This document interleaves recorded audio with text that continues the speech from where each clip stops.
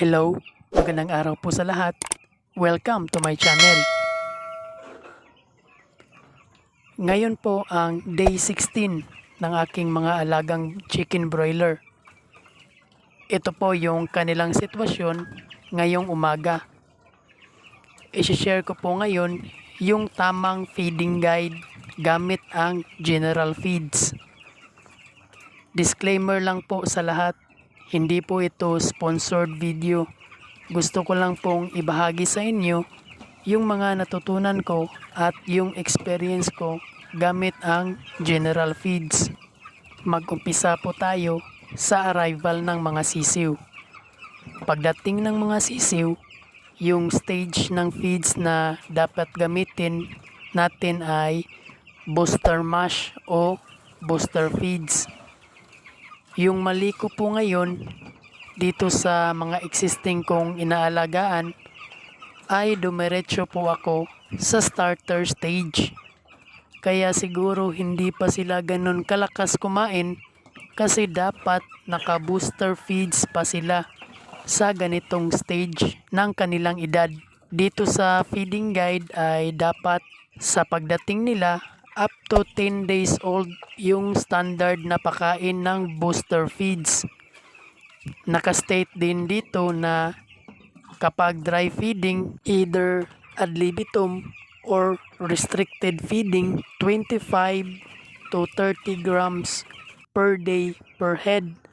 O kung mayroon ako ngayong 90 heads, ibig sabihin nasa 2.25 kilo to 2.7 kilo per day yung mauubos nila. At pagdating ng 10 days, kukonsumo sila ng 22.5 kilo hanggang 27 kilo ng booster feeds. Dapat mag-mixing po tayo muna ng feeds ng booster at starter bago natin sila i-convert totally ng starter stage.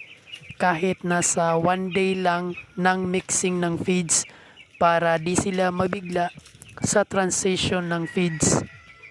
Ngayon, mula 10 days old up to 21 days old ay naka-starter crumble feeds na tayo. Wala po silang nilagay na grams kung ilan yung kukonsumuhin ng manok.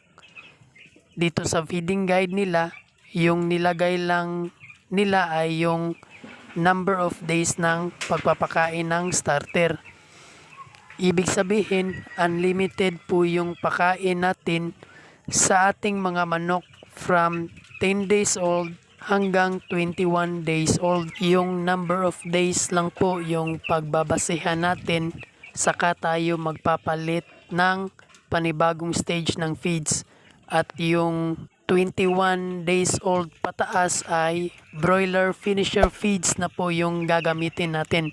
Same pa rin po, mayroon pa rin tayong mixing ng feeds pag nagpapalit na tayo ng stage ng feeds. At ngayon, ang imimix na naman natin ay yung starter at ang finisher. Mula 21 days old hanggang harvest ay broiler finisher crumble feeds na po yung pinapakain natin. Naka-state dito sa feeding guide na 142.86 grams per head per day yung kukonsumuhin ng mga manok. Ibig sabihin, kung mayroon akong 90 heads, 12.86 kilo per day yung mauubos nila. At yung isang sako ng feeds na 50 kilo ay hindi na po yan aabot ng 4 days. Mauubos na po yung isang sako ng feeds. Tama po yan. Ang bilis na nilang kumain kapag nasa 21 days old pataas na sila. Na-experience ko po yan sa first, second at third batch na inaalagaan ko dati.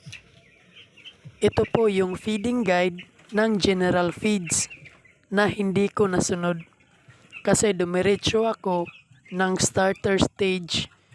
Kaya siguro hindi pa sila ganun kalakas kumain kasi hindi pa dapat o hindi akma sa edad yung feeds na kinakain nila. Nagkumpiyansa po ako kasi dati Bemig Integra 1000 yung pinapakain ko sa kanila pagdating ng mga sisiw.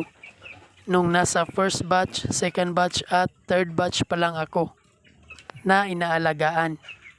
Sana sa susunod na batch, masunod ko na yung feeding guide ng General Feeds para makita natin yung resulta ng mga broiler at yung tubo ng mga broiler kapag masunod natin yung actual o standard na feeding guide ng feeds. Kung hindi po General Feeds ang gamit ninyo ngayon at wala pong ganitong feeds sa inyo, ay pwede nyo po yung i-search kung ano ang feeding guide ng gamit ninyong feeds. General Feeds lang po yung mai-share ko kasi ito lang po yung ginagamit kong feeds. Hindi po ako nagsishare ng hindi ko pa po na-experience yung feeds. Kadalasan naman po ng mga feeding guide ay hindi naman yan nagkakalayo. Siguro kung may difference man ay konti lang. Yung information po ng feeding guide ng General Feeds ay dun ko po ito kinuha sa kanilang website na genmail.com.ph. Ngayon pong day 16 ay tinimbang ko rin po sila at nag-average live weight po sila ng 538.5 grams. At sa awa ng Diyos, ngayon pong day 16 ay wala po tayong mortality. Ito po yung sitwasyon nila ngayong gabi. At kung naririnig nyo ay malakas po yung ulan ngayong gabi dito sa amin. Kaninang umaga po ay napakainit at ngayon ay umuulan na naman. Okay lang naman po yung kanilang sitwasyon ngayon. Maraming salamat po sa lahat ng tumapos ng video at sana'y nakuha po ninyo yung shinare kong impormasyon at experience sa aking pag-aalaga ng broiler. 88.8% po ng ating mga silent viewers ay hindi pa nakasubscribe sa ating channel. Sana'y matulungan nyo po yung aking channel na mag-grow at maparating sa iba yung impormasyon sa mga gustong mag-alaga ng broiler.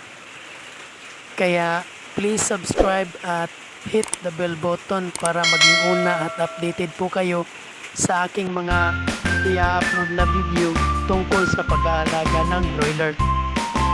See you sa day 17 mga sulit kabantres.